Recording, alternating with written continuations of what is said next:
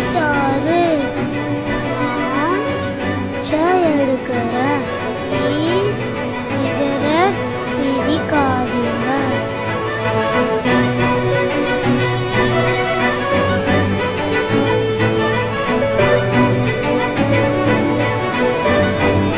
எத்தனை தடவை நான் சிகரெட் பிடிக்காதீங்க நல்ல விதமா சொல்றது.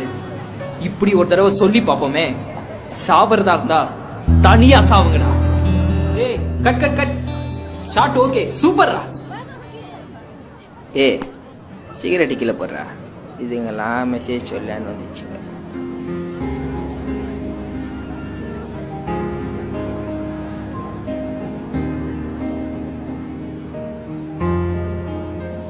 என்ன மச்சான்?